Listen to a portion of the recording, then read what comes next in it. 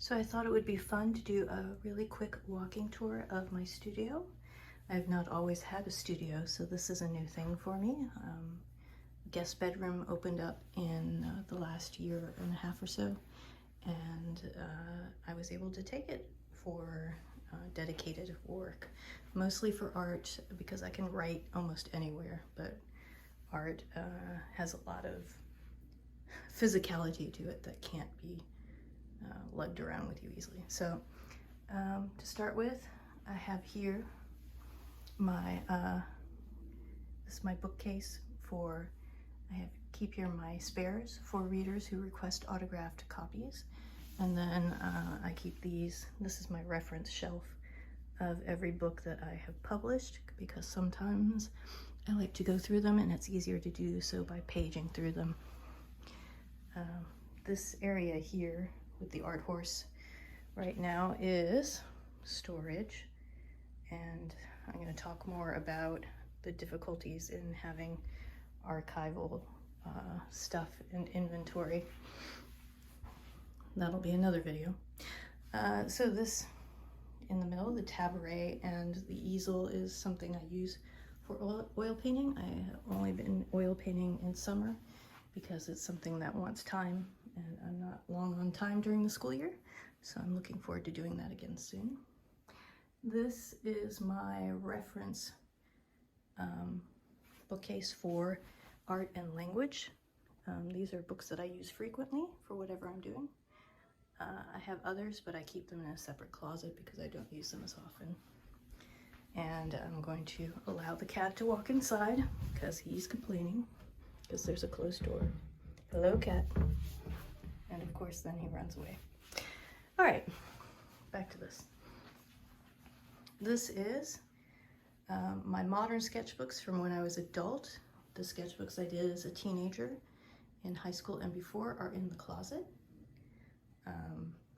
I use these a lot. I am in the middle of a project to digitize everything in these sketchbooks, which is going to take a while. I'll tell you more about that in some other video. This is a timeline of my biggest writing setting, the Peltonverse, because having it printed out is sometimes very helpful. It is next to my desk where I do correspondence and study, which has the giant printer that does archival printing for fine art prints, chiclets, my ink supplies for alien calligraphy because I'm no good at calligraphy in human languages, and I keep some of my textbooks down there. All right, so over here, the art desk.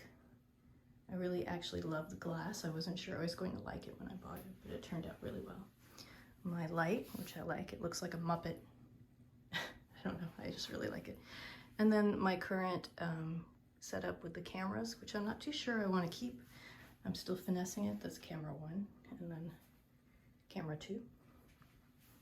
This storage tower, I'm not sure if it's working, but it's good enough for now. Next to it, my enormous scanner, and this is a file cabinet for various art supplies, which of course is next to the desk where I'll be using them. My standing desk, which is an IKEA kitchen cart. I prefer to do most of my writing work standing up. Oh, there goes the cat. But I also have a laptop for when I want to write sitting down. This other little file cabinet is for mailing supplies, mostly small things that I usually send out, stickers, the like, and my scale for measuring package weights. Here is my storage closet, mostly mailing supplies. I try to keep boxes, and then paper and notebooks, and more paper and more notebooks, and binders, more paper.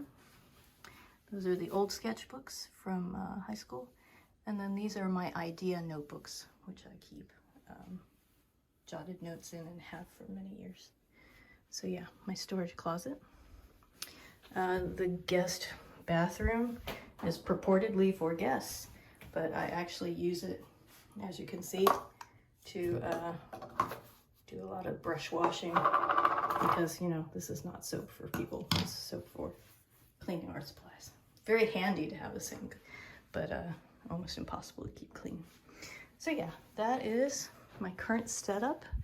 I'm going to probably continue to tweak it as I use it more often. And certainly I have a lot more to say about storage, and hopefully talking about it will help me come up with some way to fix my situation. Anyway, yeah, so tell me what you think and leave a comment. Glad to take you on the tour.